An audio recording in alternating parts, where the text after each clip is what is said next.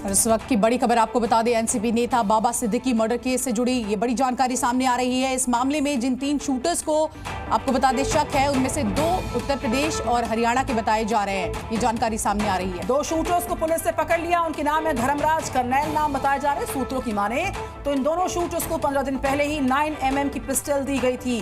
कई सारे खुलासे इस पूरे मामले में हो रहे हैं। 3 में से 2 शूटर्स यूपी हरियाणा से कनेक्टेड हैं और इनके नाम सामने आ रहे हैं। एक का नाम कर्नैल है, दूसरे का नाम धर्मराज। 15 दिन पहले शूटर्स को पिस्टल मिली थी। ये जानकारी इस पूरे मर्डर केस में एक ब्रेकिंग न्यूज इस वक्त जी न्यूज बता रहा है। और बड़ी खबर आपको बता दें, देखिए 5 राउंड गोलियां चलाई गई थी, जिसमें से 3 राउंड गोली जो है वो बाबा सिद्दीकी को लगी।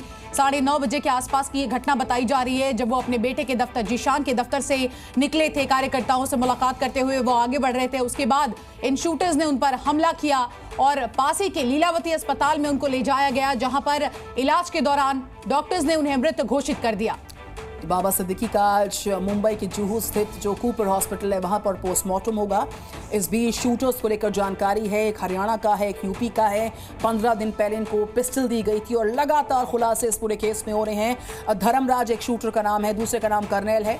तो ये बड़ी जानकारी इस वक्त जी न्यूज़ आपको दे रहा है। तो आज पोस्टमार्टम किया जाना है मुंबई स्थित जो कूपर हॉस्पिटल है वहाँ का, और आपके सामने सारे अपडेट्स जी न्यूज़ पहुँचा रहा है। इस बीच आपको बता दें, लीलावती अस्पताल में इलाज के दौरान बाबा सिद्दीकी ने अंतिम सांस ली और जहाँ पर गोली चली है वहाँ पर 5 राउंड जानकारी मिली कि गोली चलाई गई।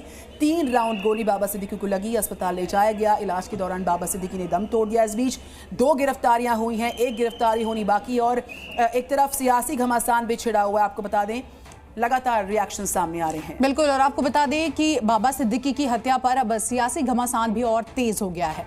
विपक्ष शिंदे सरकार को कानून व्यवस्था को लेकर घेर रही है। एक्स मिनिस्टर बाबा सिद्दीकी, इन पर जानलेवा हमला हुआ था, दुर्भाग्य से उनमें उनकी मृत्यु हुई है, ऐसी खबर है। एक आरोपी फरार है। ये दोनों, एक हरियाणा और उत्तर प्रदेश का है। तीसरा आरोपी की जो फरार है उसको पकड़ने के लिए पूरी पुलिस की टीम क्राइम ब्रांच काम कर रही है और उसको जल्दी पकड़ा जाएगा और ये तीनों के ऊपर कड़ी कार्रवाई हो जाएगी। देखो, ये दुर्दैवी घटना है। महाराष्ट्र की जो सरकार है, सरकार की जो नीयत है गुनहगारों को सपोर्ट करने की, उसी के परिणाम है कि महाराष्ट्र में इस तरह की घटनाएं होते जा रही है। महाराष्ट्र में छोटी बच्चियां भी सुरक्षित नहीं है, महिला सुरक्षित नहीं है, आम आदमी सुरक्षित नहीं है। तो बाबा सिद्दीकी जैसे एक राजनेता भी वहाँ पे सुरक्षित नहीं है, वो आज स्पष्ट हो चुका है। और देखिए, इस मर्डर के बाद अब जो 4 थ्योरी सामने आ रही है उसको लेकर चर्चा करते हैं। कौन गुनहगार है, ये बड़ा सवाल है। हत्या के पीछे क्या लॉरेंस बिश्नोई गैंग है, ये सबसे बड़ा सवाल है। इन सब के बीच जो एसआरए प्रोजेक्ट चल रहा था मुंबई में, क्या विवाद उसी की वजह से हुई और हत्या भी उसी की वजह से किया गया, ये बड़ा सवाल। क्या प्रॉपर्टी विवाद के चलते मर्डर हुआ है, ये भी एक थ्योरी सामने आ रही है। हालांकि गुनहगार कौन है, जांच हो रही है। इस बीच चौथी थ्योरी है, सलमान का करीबी होने की सजा मिली है कि बाबा सिद्दीकी को किस तरीके से 3 शूटर्स आते हैं, 5 राउंड फायरिंग करते हैं, गोलीबारी करते हैं, 3 राउंड गोली लगती है बाबा सिद्दीकी को और लीलावती अस्पताल में बाबा सिद्दीकी ने अंतिम सांस ली है। तो ये बड़ी जानकारी आपको दे रहे हैं। और आपको बता दें, इन सब के बीच लगातार मुंबई पुलिस इस मामले की जांच में जुटी है। उत्तर प्रदेश से लेकर हरियाणा पुलिस के संपर्क में है मुंबई पुलिस, और जल्द से जल्द आपको ये भी बता दें कि फास्ट ट्रैक कोर्ट में ये पूरा मामला चलाने की बात कही गई है। इसके साथ साथ जो आरोपी है उनको सख्त से सख्त सजा दी जाएगी। खुद मुख्यमंत्री एकनाथ शिंदे की ओर से ये बयान दिया गया है। तो तमाम तरह के रिएक्शंस इस पूरे मामले के सामने आने के बाद सामने आ रहे हैं। और जो 4 थ्योरी मर्डर की हैं वो जी न्यूज़ आपको बता रहा है। क्या सलमान का करीबी होना, उसकी सजा मिली है, इसके अलावा जो प्रॉपर्टी विवाद है वो रीजन हो सकता है। इस बीच तमाम तरह के पॉलिटिकल रिएक्शंस आ रहे हैं इस पूरे मामले के सुर्खियों में आने के बाद। सुनवाते हैं आपको रिएक्शंस। ट्रैक किलर हैं ये लोग। अब किसने भेजे हैं, किसने किया है, अब ये इंक्वायरी में आएगा। लेकिन मैं समझता हूँ बाबा सिद्दीकी का कोई इनकी कोई किसी से दुश्मनी नहीं थी और ये बहुत ही लवली, बहुत ही फ्रेंडली आदमी थे। मैं 35 सालों से मेरा ताल्लुकात बाबा सिद्दीकी से। अब इसमें क्या चीज है, कैसे हुआ, नहीं मैं समझता हूँ कि लॉ एंड ऑर्डर का बिल्कुल फेलियर है। देखिए, बाबा सिद्दीकी की जो हत्या मुंबई में हुई है ये बहुत दुखद है। उनको गोली लगी और उसके बाद लीलावती अस्पताल में उनका देहांत हो गया। 2 हत्यारे पकड़े भी गए हैं, एक फरार है। कोई भी शिवसेना बीजेपी के वहां राज्य में कोई हत्या करके बच नहीं सकता। और देखिए इस बड़ी खबर पर हमारे साथ हमारे 4 सहयोगी जुड़ गए हैं। अश्विनी पांडे मुंबई से हमारे साथ है, प्रमोद शर्मा पुलिस हेडक्वार्टर से जुड़ गए हैं, वहीं पीयूष गौड़ हमारे साथ है गाजियाबाद से और शिवम प्रताप सिंह फरीदाबाद से। सबसे पहले अश्विनी पांडे आपका रुख करूंगी मैं। जिस तरह से हमने देखा था कि वाई कैटेगरी की सुरक्षा के बीच रहते थे बाबा सिद्दीकी, उसके बाद मुंबई जैसे सुरक्षित शहर में एक व्यक्ति जो सुरक्षा के घेरे में है उस पर हमला होता है, तो सुरक्षा व्यवस्था को लेकर सवाल खड़े हो रहे हैं। अश्विन जी बिल्कुल, देखिए वाई कैटेगरी की सुरक्षा उन्हें प्राप्त थी और ऐसे में सुरक्षा घेरे में रहते हुए किसी व्यक्ति पर इस तरह से अटैक होता है और उसकी मौत होती है तो सवाल तो खड़े होने लाजमी हैं। ये जो आरोपी हैं ऑटो से वहां पहले पहुंचे थे और जिस जगह पर ये फायरिंग हुई वहां पर अंधेरा था, घात लगा के लोग खड़े थे, सिर्फ मौके के इंतजार में थे और जैसे ही बाबा सिद्दीकी कार्यक्रम को खत्म कर अपनी गाड़ी की तरफ बढ़े, गाड़ी पर बैठने से ठीक पहले उनके ऊपर ताबड़तोड़ गोलियों से हमला कर दिया गया। 5 फायरिंग हुई जिसमें से 3 गोलियां बाबा सिद्दीकी को लगी, 2 उनके जो है सीने में लगी, 1 पेट में लगी, जिसकी वजह से जब उन्हें अस्पताल लेकर जाया गया तो डॉक्टर का कहना था कि वो उनके जो है पूरी तरह से उनका कोई रिएक्शन नहीं आ रहा था, शरीर में कोई भी ऐसा मूवमेंट नहीं था जिसे कहा जा सके कि हाँ इनके अंदर जान बची है। लेकिन लगातार उन्हें रिवाइव करने की कोशिश की जाती रही अस्पताल की तरफ से, डॉक्टर लगातार कोशिश कर रहे थे, लेकिन 11:27 पर उन्हें डॉक्टर की तरफ से मृत घोषित किया गया। आपको बता दें कि इस पूरे मामले में 12 क्राइम ब्रांच की टीमें फिलहाल जांच में जुटी हैं। 2 आरोपी जो पकड़े गए हैं उसमें से एक धर्मपाल यूपी से है, एक आरोपी हरियाणा से है, साथ ही जो आरोपी फरार है वो भी उत्तर प्रदेश से है। ये तीनों कुछ दिनों पहले ही मुंबई पहुंचे थे, कब से रेकी कर रहे थे, कहां कहां इन्होंने रेकी की, ये सब कुछ जांच का विषय है। फिलहाल पुलिस इन्वेस्टिगेशन कर रही है और क्राइम ब्रांच की 12 टीमें उस आरोपी की तलाश कर रही हैं जो आरोपी घटना के दौरान मौजूद था और फरार हो गया। मैं सीधे प्रमोद का रुख कर रही हूं, दिल्ली पुलिस हेडक्वार्टर से रिपोर्ट कर रहे हैं। इस बीच प्रमोद, कई सारी मल्टीपल थ्योरीज इस मर्डर केस के सामने आ रही हैं। अश्विनी ने कई पॉइंट्स को रेज भी किया, लेकिन 15 दिन पहले पिस्टल मिलती है, 9mm की पिस्टल है और जो आरोपी अभी सामने आ रहे हैं उनके दिल्ली नहीं यूपी हरियाणा कनेक्शंस मिल रहे हैं। क्या इस वक्त की इनिशियल इनपुट्स मिल पा रहे हैं तफ्तीश को लेकर प्रमोद?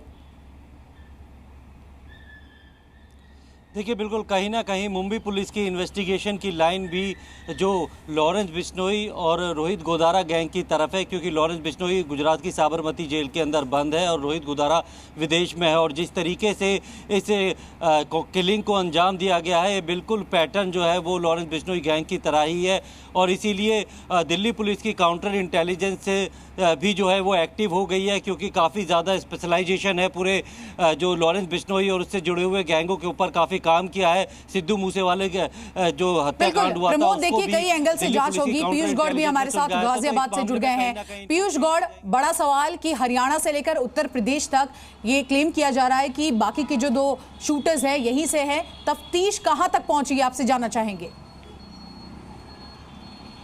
देखिए बिल्कुल, हाँ, जो एक शूटर है, पकड़े गए 2 शूटर में से एक धर्मराज नाम का शूटर है, उसके उत्तर प्रदेश का होना बताया जा रहा है। ऐसे में फरार शूटर का भी उत्तर प्रदेश से होना बताया जा रहा है। तो ऐसे में यूपी एसटीएफ समेत जो स्पेशल पुलिस फोर्स है वो एक्टिव हो गई है और पता लगाने का प्रयास कर रही है। 15 दिन पहले ही पिस्टल मुहैया कराई जाती है, तो कहीं ना कहीं उत्तर प्रदेश से पूरे जो हत्याकांड है उसके तार जुड़ते हुए नजर आ रहे हैं। तो लाजमी है कि ऐसे में एसटीएफ और उत्तर प्रदेश पुलिस चौकन्नी हो रही है। जो फरार आरोपी है उसकी तलाश कर रही है, कहीं ना कहीं इनपुट जुटाकर मुंबई पुलिस के साथ साझा करने की बात पूरे मामले को लेकर सामने आ रही है। जिस तरह से ये हत्याकांड सामने आया है, कहीं ना कहीं तमाम तरह की राजनीतिक प्रतिक्रिया सामने आ रही है, सुरक्षा को लेकर तमाम सवालिया निशान खड़े किए जा रहे हैं। ऐसे में यूपी पुलिस है जो बाकी फरार आरोपी हैं और जो धर्मराज है उससे जुड़े एंगल पर तरीके से इस पूरे इन्वेस्टिगेशन में अपने इनपुट्स को साझा कर रही है। और फरीदाबाद चलेंगे, शिवम प्रताप सिंह इस खबर पर वहां से रिपोर्ट कर रहे हैं। शिवम, हरियाणा कनेक्शन सामने आ रहा है, हरियाणा कनेक्शन के साथ साथ जो हरियाणा की पुलिस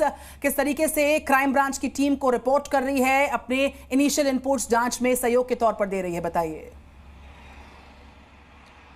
बिल्कुल, देखिए जैसे ही इस घटनाक्रम में 2 आरोपी पकड़े गए और ये शुरुआती जानकारी आई कि एक उत्तर प्रदेश से और एक करनेल सिंह वो हरियाणा का रहने वाला है। उसके बाद मुंबई क्राइम ब्रांच की टीम ने दिल्ली अस्पताल सेल, हरियाणा सीआईए और यूपी एसटीएफ से संपर्क करके न सिर्फ लॉरेंस बिश्नोई की गैंग की कई जानकारियां मांगी, बल्कि जो कर्नल सिंह है उसका इतिहास खंगालने की कोशिश की है। शुरुआती जानकारी जो मेरे हाथ लगी है वो ये है कि 45 से 50 दिन पहले कर्नल सिंह मुंबई पहुंच गया था, लंबे समय से रेकी की गई, और जिस तरीके का पैटर्न आ रहा है वो साफ तौर पर कॉन्ट्रैक्ट किलिंग का है। बिल्कुल शिवम, पीयूष, इसके साथ साथ अश्विन, प्रमोद, आप सभी हमारे साथ बने रहिए। आपको बता दें कैसे देखिए इस पूरे मामले में तमाम प्रतिक्रियाएं सामने आ रही है, और शिवसेना यूबीटी के नेता आनंद दुबे ने अब इस पर क्या कहा है आपको सुनवाते हैं। जो अपराधी है उनको कोई खौफ नहीं है। कोई सलमान खान के घर के बाहर फायरिंग कर रहा है, कोई बाबा सिद्दीकी जैसे पूर्व मंत्री और पूर्व विधायक को गोली मार दे रहा है, मार के घायल कर दे रहा है। पता नहीं घायल है कि उनकी मृत्यु हो चुकी है, भगवान करे सब सही हो। लेकिन जिस प्रकार ये घटनाएं सामने आ रही हैं, मन व्यथित है कि राजनीति को कितना गंदा बना दिया है महायुति वालों ने और भाजपा की गंदी नीतियों ने। बाबा सिद्दीकी पर जो फायरिंग हुआ है इसकी पूरी जांच होनी चाहिए। उनके फैमिली को मिलकर मैं आया हूं और इस प्रकरण की पूरी जांच होनी चाहिए। इसी तरह की हमारी मांग है, इसके पीछे कोई भी हो गए उनको कड़ी सजा मिलनी चाहिए। और इस खबर पर हम बात करेंगे, हमारे तमाम रिपोर्टर्स देश के अलग अलग हिस्सों से सामने आ रहे हैं। इस बीच अश्विन पांडे बॉम्बे से रिपोर्ट करें, मुंबई से, जहां पर ये पूरा हत्याकांड हुआ है। अश्विन, मैं आपके पास आती हूं। अश्विन, आज जुहू स्थित कूपर अस्पताल में पोस्टमार्टम किया जाना है बाबा सिद्दीकी का, क्या उसको लेकर डिटेल्स आपके पास से बताइए। जी, पोस्टमार्टम प्रक्रिया फिलहाल चल रही है। कुछ देर बाद पोस्टमार्टम की जो रिपोर्ट है, जो प्राथमिक रिपोर्ट है, वो सामने आएगी और उसमें बहुत सी चीज़ें जो है उसका खुलासा होगा कि गोली जो है कितना इम्पैक्टफुल थी, किस तरह से कहाँ पे एग्जैक्ट जाकर गोली लगी, वो सारी चीज़ें सामने आएंगी। दोपहर करीब 12 से 1 बजे के आसपास रिपोर्ट जो है उसको कोर्ट में आरोपियों को जब रिमांड के लिए पेश किया जाएगा उनके साथ दिया जाएगा, उसमें सारी चीज़ें क्लियर होंगी। आरोपियों से जुड़ी तमाम ऐसी जानकारी जो अभी तक जांच के दौरान पुलिस को हाथ लगी है वो रिमांड के दौरान जो है कोर्ट में बताई जाएंगी। तो हो सकता है कि बहुत सी ऐसी चीज़ें बिल्कुल अश्विन लौटेंगे आपके पास। जी न्यूज़।